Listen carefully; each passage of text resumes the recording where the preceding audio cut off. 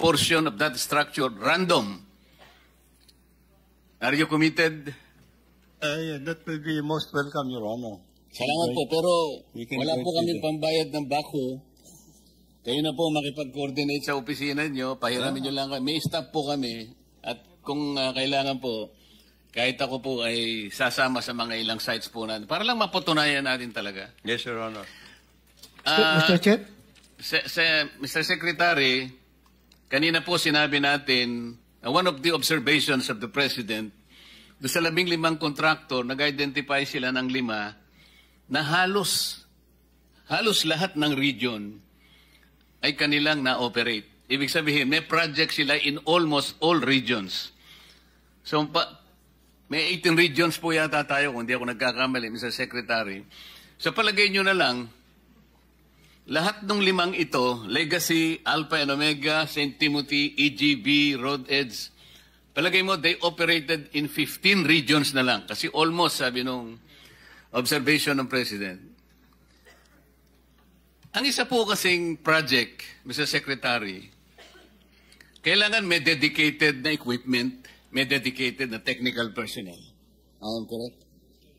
Yes, Your Honor. Palagay nyo, sa isang common na project, ilan ang dedicated na technical personnel per project? Well, you have to designate your project engineer, your equipment operator. Yung essential lang, yung essential. 5? What? Mga 7 siguro, Your Honor. So, 7. Okay. Sa equipment, anong threshold natin? The basic equipment, what is required, Your Honor, kung kailangan yung Tell us. backhoe Mga ilan? 3? 5? for flood control projects, at kailangan mo ng backhoe, kailangan mo ng ano pa ba yung ano ba? Vibrohammer. Siguro 4 na mga malaking equipment. Yung Your Honor. pile driver mo, importante yun, di ba? Yeah, yun ang Siya yung vibrohammer. magbabaon ng mga... Yung sinabi ko, vibrohammer. Your okay, Honor. okay. Meron pang modern ngayon eh, di ba? Hydraulic yun eh. Yan, vibrohammer. Ngayon, kaya ko po tinatanong, hindi po ninyo magagamit yung 7 personnel na yon sapagkat dedicated na sa unang... Sa Region 1, meron ka. Yes, Your Honor. Para maikalat mo ang sarili mo in 15 regions, so 7 ang kailangan technical personnel, 7 times 15, ilan po yun, Mr. Secretary? 55, Your Honor. Ilan po? 55, Your Honor. So, kailangan meron siyang... Sorry, 85, Your Honor. Kailangan meron siyang 85 na technical personnel. Tama po? Para lang maikalat niya yung sarili. Tama, Your Honor. So, kinakailangan marami kang backhoe, marami kang pile driving. Ang nangyayari po kasi, hindi totoo eh. Nagre-renta lang sila ng lisensya, pinahihiram ang lisensya, babayaran lang ng royalty. Ganito po yung nangyayari. They are flagrantly violating the IRR of 9184 na dedicated equipment, dedicated technical personnel per project. Hindi mo mai-assign sa ibang project. Hindi po nangyayari ito. It's impossible. It's impossible. Nakukuha siya ng 85 technical personnel. Hindi totoo yun. Hindi totoo. Kaya po nangyayari, naikalat niya yung sarili niya. This is impossible. Kailangan po matutukan natin and we will get to the bottom of this, sabi natin kanina. At kung kinakailangang sisirin namin ito ng minority leader, Senator Tito Sen. Ay, nagdoble pala. Tito Sen. Gagawin po natin ito, Mr. Secretary. Kailan po kayo mag-uumpisa nung investigation para po yung aming deputized staff? Siguro mga 3 po yung siguro. Ay, palilista namin ang pangalan sa inyo. Actually, Your Honor, we have started, but we would welcome actually the members from the committee who can join us actually in... Yes, Mr. Secretary, we promise you that we will give you the names Yes, Your deputized by this committee to assist you in your investigation. Thank you, Your Honor. And we promise also to go beyond the 15 contractors kasi base sa feedback po nakukuha namin, kailangan din po ninyong makita itong mga contractors awarded na no less than 1 billion. 1 billion above, meron din po. Katulad po ng 11-16 Construction, Northern Builders, Third Star Builders, Juros Development Corporation, RA Pahati Construction and Supply, Ulticon Builders, AL Salazar Construction Inc., AC Soliben Construction, Santo Cristo Builders. Kailangan po niyong busisiin din ito. Nandito rin po ang maraming multo, Mr. Secretary. Yung pong nakakapagbigay ng mas malaking concern para lang maano natin ang baha dito. Meron po akong nakitang isang dokumento na spillway project. Ito po yung, dahil po yung Laguna, di ba, ay mas mataas yata ng 4 na metro kung ikukumpara sa level ng Manila Bay. Tama po ba yun? So maggagawa po tayo ng spillway. Yes, para sa ganun po, maibsan natin ang lumalaking baha dito sa parte ng Calabarzon. Yes, sir. Pero, ang ginawa po ninyo ay kumuha kayo ng funding sa JICA. 150 billion pesos. Alam naman po natin, pagka JICA, Japanese government, at ang gagawa po niyan, sila rin po. Wala namang makikinabang na local contractors. Pero hindi po nyo nakita na tayo kaya nating gawin at 30 billion pesos. Siguro po, sasabihin nyo, mas okay naman ang technology ng Japan. O, okay lang po yun. Mas superior, sasabihin nyo. Ngunit, babayaran po natin yung 150 billion. Hindi po grant ito loan Pero kung titingnan po nyo, 30 billion pesos lang as compared to 150 billion. Consider po din natin ito, Mr. Secretary. Yes, Your Honor. If somebody could do it actually at that price, that would be must welcome, Your Honor.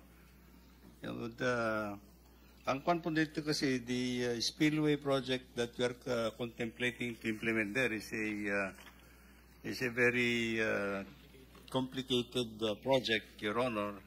We have to do an underground tunnel. We have 50 meters down.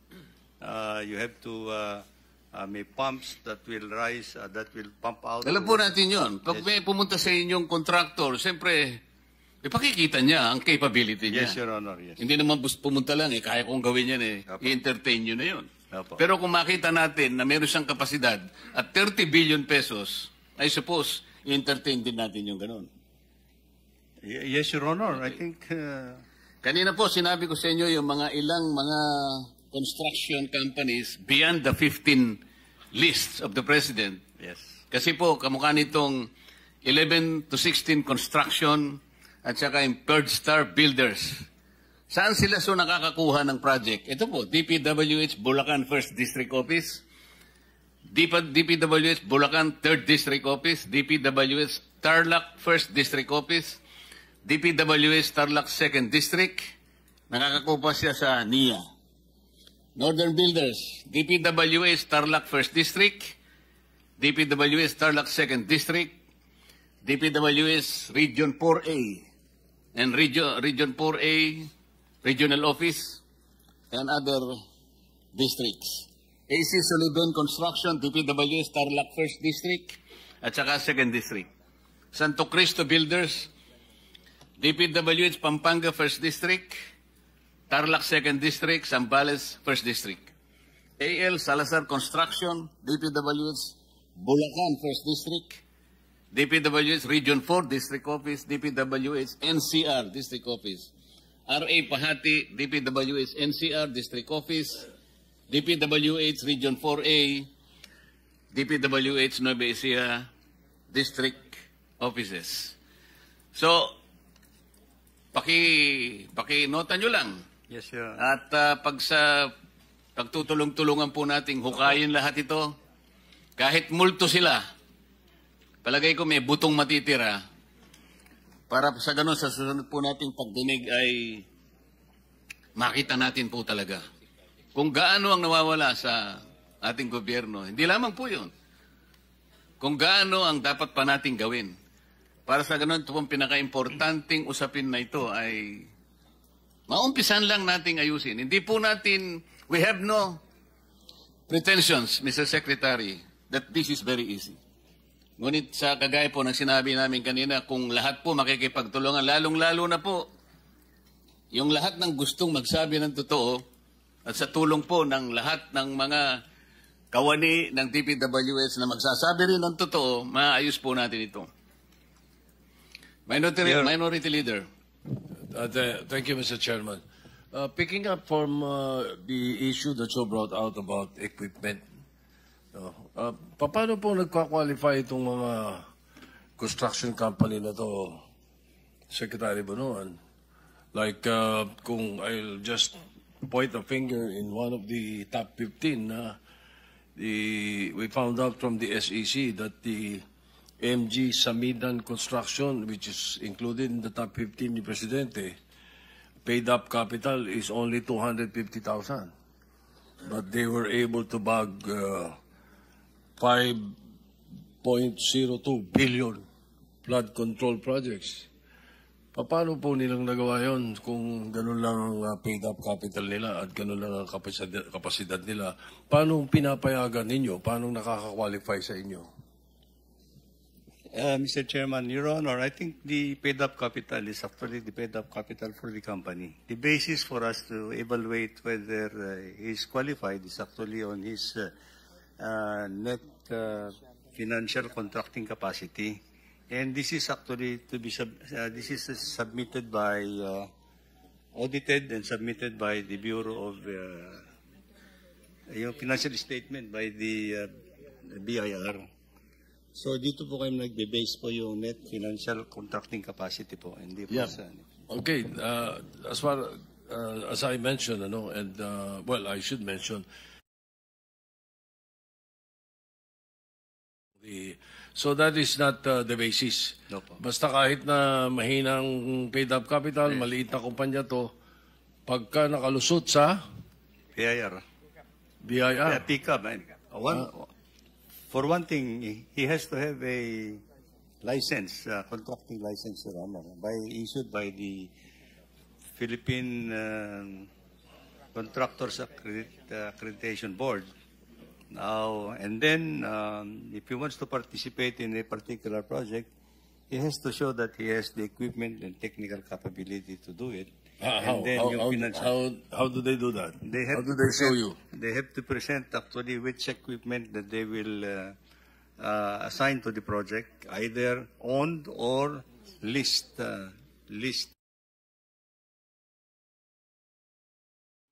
Yeah, they have Sa to put it into their DPWH. document. And you have a department or a bureau that looks into that? Before award of the contract, we have to see the equipment, Your Honor. Sinong we? When you say we? The implementing What is your office. implementing agency? It's What's either the the bureau? district office, or the regional office, All or right. the central The district office or the regional office, regional office. and big projects by the central office, Your Honor. All right. Now, when a company or a construction company like that is, let's say, blacklisted, once a company is blacklisted, what happens? Once a company is blacklisted, he cannot participate in any government infrastructure project for 1 year, Your Honor, from the time he's blacklisted. What about if they put up another company? Well, there's another process for that, Your Honor, actually. So it's the company. So, pinapayagan nyo na. The company will evaluate it on the process, on the company itself, Your Honor. You see, Mr. Chairman, I'm particularly asking about St. Gerard Construction, owned by the Discayas. They were blacklisted. But they, again, afterwards, put up Alpha and Omega. Sa top 5 ninyo. Sa billion, flood control. Then they put up St. Timothy. Sila rin may-ari. And all these three companies na may blacklisted kayo have all the same addresses and the same owners. Bakit pinapayagan yun?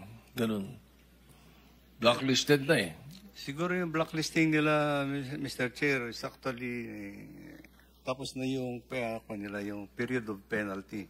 Because as I said, when you're blacklisted, you have only 1 year to be blacklisted. Then you can participate again. Parang agrabyadong Pilipino doon. Agrabyado nga, Senator Blacklisted Tito. na eh. Chairman, ganito ang gawin mo. Your lawyers can advise you. Meron kaming tawag dyan. You have to pierce the veil of corporate fiction. Kahit ano pang gawin niya, siya pa rin yun eh. Kaya tagpasin mo siya. Multo ka na eh, huwag ka nang mabubuhay. Pag multo, multo lang. Ganun lang yun. Sir Secretary, ano. Ladies and gentlemen, we promise... Mr. Chairman, sorry, just 1 point, and I would just like to add to what the minority leader is talking about. One, it's disappointing and really, Secretary, it's unacceptable. It's the same address, it's the same company. Parang napakadali na mahuli. So, sasabihin siguro na nanonood sa atin, kung gusto nyong hulihin yan, uhulihin nyo. Kung hindi, talagang hindi. Number 2, Mr. Chairman, and last but not the least, Secretary, may I ask, of this top 15 contractors named by the President na may total 100 billion na projects sa gobyerno, would you know how many of these contractors were just used by the real contractors by using their licenses? Kasi ang dami ho sa aming nagsusumbong, pati ho dun sa website ng Pangulo, tinignan natin, yung mga license lang nila yung ginamit, Secretary, at hindi sila talaga yung gumawa. In fact, kanina, Mr. Chairman, when you were asking, I wanted to pound that question that you were raising kanina dun sa isang contractor, kung sila talaga yung gumagawa.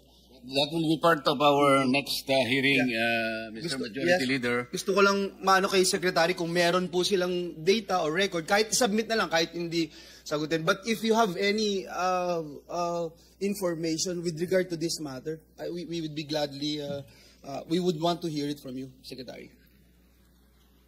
At this point in time, Your Honor, this is what we would like to look into actually. Kasi from the face value of the contracting process, it's the same company that would apply for in the bidding process. Ganito yun, Mr. Secretary, sa initial report nyo kasi, there are 9,698 projects. Pero sabi nyo rito, 179 projects were undertaken by the 15 identified contractors by the President. Para bang ibig sabihin, only 2% participated. Hindi po yun eh. Ang gusto natin sabihin, ilan dito sa mga 15 contractors na ito ang nagpahiram ng paulit-ulit ng kanilang lisensya. Kaya nga kumalat ang personalidad nila. Na-cover nila practically all regions of this country.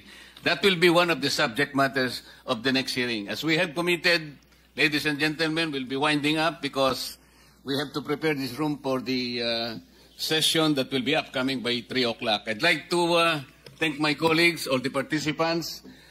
I now